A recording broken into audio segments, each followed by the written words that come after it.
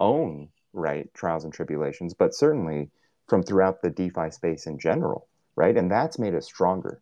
And that's made us allowed us to be in a position now where we have the resources to build. We have these essentially what we build are smart contracts, right? And we have the smart contracts pretty much ready to go. We're now live on Avalanche. We have our next product which is the borrow, the self-repaying loan feature.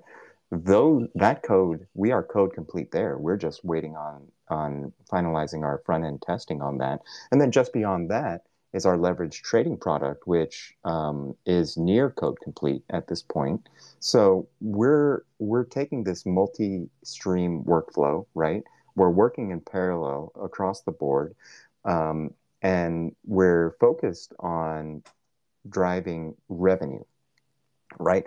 Everything we're doing going forward, well, it has been the case since, over a year ago at this point. But really, this renewed focus that we have, and certainly the validation that we've gotten on our approach to disciplined capital management, to disciplined growth, and to really be mindful of tokenomics that will support growth but not hurt the project overall long term, as we're seeing with a lot of projects out there. It's really good to see that validation, but we're now in a position to start to execute on that, right? And so our commitment is not just to build new product for the sake of building product, right? Our commitment is to make sure that yAxis is long-term sustainable. And the way we're doing that is, well, we have step one here. Step one of our multi-step process to build out our suite of products, right?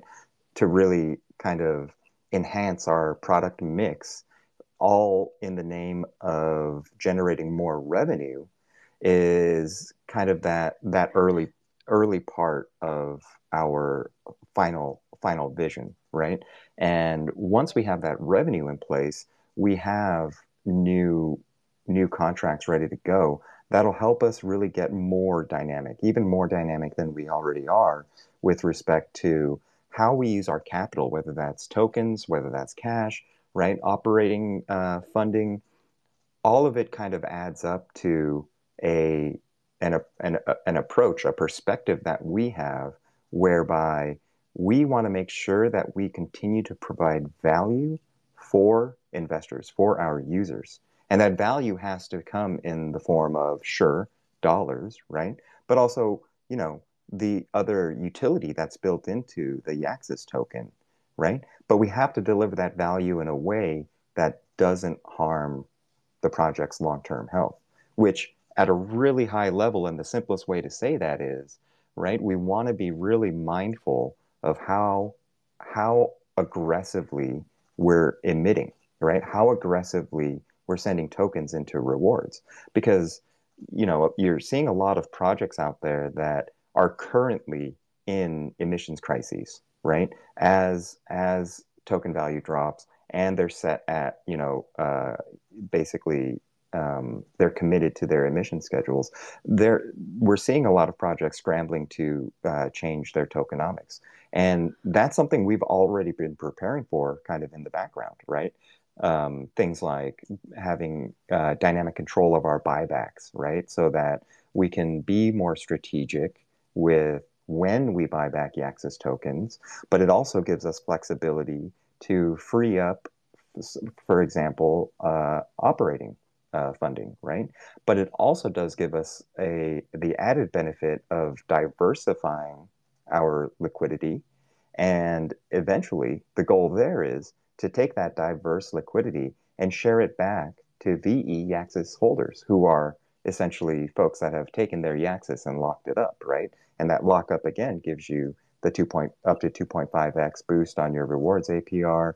It gives you the ability to vote on vault emissions, to give additional emissions to the vaults of your choice. And really, kind of the key here is it gives you voting rights for project governance. And that means that every yAxis holder that does lock up has a say, has a voice in the future of the protocol, and whether that's anything related to, tokenomics, or say it's marketing campaigns, or say it's just, what the next logo, not logo, the next batch of our artwork looks like. That's all determined by the DAO, right? And Mr. Pappy, maybe we can shift gears off of talking about Avalanche for a second, and kind of, if you could give us a little spiel on how this all ties in with the DAO and the great work you've been doing to stand up the DAO.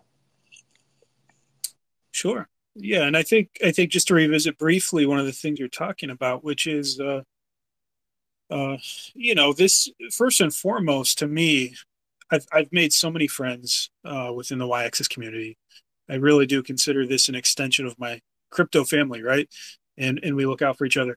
And the reality is right now is a little bit of an uncertain time when you look at the geopolitical macroeconomics, fully acknowledge that. And there's a lot of kind of uncertainty and fear in the market. It's almost tangible some days, especially if you're, in Europe right now, with ongoing conflict and concerns about that spreading. So all that to say, one, I hope anyone that's maybe impacted by that you guys are doing okay. And if there's anything we can do for you, please reach out. Uh, but also, we are not immune, and we completely sympathize, empathize, and understand. The same things you guys are scared about and worried about, is the same things we are. And what we're trying to do, everything that we're trying to build, both within the DAO, within the council, and within the champions, within the project side, is with that in mind, right? The key word to what you were saying, Mister, is sustainable. We want to build something that will survive the cycles, will survive not just the bull markets, but the bear markets. And we saw pretty quick, through 2021, even some of the market leaders that we thought really were onto something good, and they were, but there's always some little missing piece, I guess. I think Olympus Pro was a good example of there was a lot of innovation that comes with those rebasing elastic tokens. But there's also, some piece missing. So we're, that all that to say that we're in that kind of continuous state of innovating, improving, seeing what works, adopting that. That's been our vision.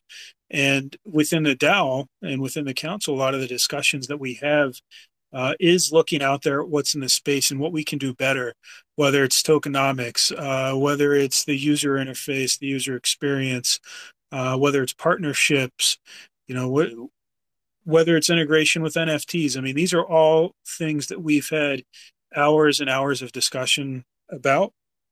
And, this week, one of the things that I thought was pretty cool was both Thomas B. and Upperfoot. Thank you, gentlemen, both of you, for taking the time to put together some proposals. I know, Thomas, you're still working on one. But that's what this is all about. In these kind of uncertain times, I'm of the opinion that if you want to, you could certainly do the passive investment in DeFi, and that's all right. We're here for you. We're going to do our best to make that worth your while. But if you really, really want to be taking advantage of the best part of DeFi, in my opinion, that's the opportunity to get engaged with the DAO. As a holder of that yAxis token, you have a say in the direction we're going. And like you said, Mister, it could be the art direction. Maybe you think we could do a different direction on the art, on the theme, or the marketing, the branding, the strategies. Maybe you guys would like to introduce different vaults. Maybe you think there's a better way to structure the tokenomics. Please bring those ideas out. Uh, Now that I've had a little bit more exposure to the project side and see what the project lead, what the engineers, what all these guys have to go through, and there's a lot of weight on their shoulders trying to think of, what's the optimal path. And certainly they are making very informed decisions, but it sure feels a lot better when you have that kind of community concurrence, digging deep into the roadmap and coming back and saying, you know what, that is a good idea. I like that idea. Or coming back and saying, hey, what have you thought about this? Or have you tried maybe, looking at it from a different perspective? Yeah, I think you hit it right on the head there with um, how the DAO fits in, right, is while the team, the champions really are behind the scenes, and it is not it is not easy. Okay, it's let's put that out there, right? There are so many variables. There are so many considerations. Forget even the technical. Let's leave the technical side of it kind of aside for a second, because that's an entire other can of worms, right? Just the considerations on the tokenomics, for example, in setting up the emission schedule, in building the contracts, or really even before you build the rewards contracts, and understanding what your um, tokenomic strategy is, right? And for us, the guiding light is being dynamic, right? And that's there's that consideration on that side, and then you have to consider there are multiple constituent groups, right? Different types of users that are looking for different things, right? That they consider quote unquote value. And so it is there are a lot of moving pieces to make sure that we look out for the long-terminess of the project, right? Look out for the long-term project health, make sure that we are sustainable. But then it is also making sure that folks feel taken care of when they essentially, come into the project and make the promise with us, right? That in return for trusting us with your funds, which, we have multiple audits under our belt. We do move a little bit slower because we are security first, and we do want to make sure that, everybody is taken care of. Those are all considerations that we use to make sure that, for example, we do take care of the vault users, that we do take care of our yAxis holders, right? The folks that lock up yAxis. And at the end of the day, it really also comes down to making sure that folks in the community are happy with the direction. And oh, I forgot about liquidity providers, right? Making sure that we have a liquidity strategy that, you know, at the same time ensures that there is a healthy trade environment, right? Which means we have to make sure that there is enough liquidity in our LP. In this example, for Avalanche, it is the Trader Joe LP. It's making sure that we have enough liquidity, but also making sure that we don't over emit, right? That we don't send out too many tokens to rent that liquidity. So maybe we do need to have some protocol owned liquidity, which is to say that the project itself seeds the LP, right? And there are a plethora of other considerations that I'm sure bore everybody with right now. But all that to say, it is not easy. And we do have a lot of insight baked into the team. We do have a lot of experience. We do have a lot of learnings built into us, which is extremely valuable, and ecosystem insights, right? But at the end of the day, no one person can always have all the answers. And certainly no one person can have all the information with which you can make your informed decisions on, right? And so that's again where the community comes in. We need the force multiplier of the community to not only help us extend the reach of our marketing dollars through everything that Mr. Pappy has been doing within the DAO, within our Discord and Telegram, to drive engagement and get folks out there to spread the word, but also to give us ideas, right? Give us feedback too, and let us know, like, hey, what do you think? It may not at the end of the day even go anywhere, but having the conversation is the important part. And that's why we are so focused on having a process, right? That it is outlined within our Git book, within our resource documents.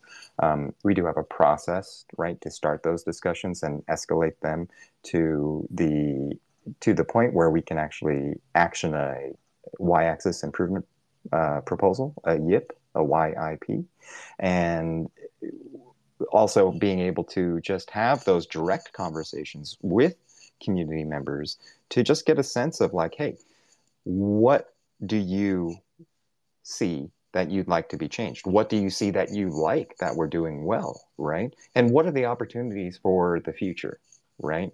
Because we can as a team in the back room behind closed doors, quote unquote, right? We can continue to execute on that roadmap, right?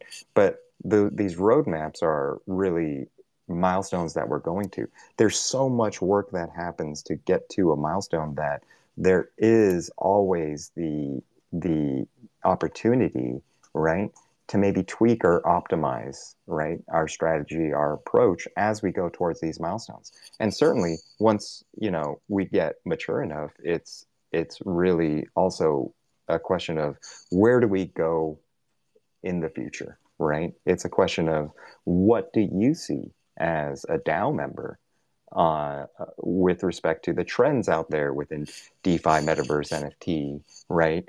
Stable coins, the borrowed lending markets out there. What do you see as an opportunity for the project, for your project, right, to succeed? And I think that that's that without, and I know I'm talking a lot, but I'm just super excited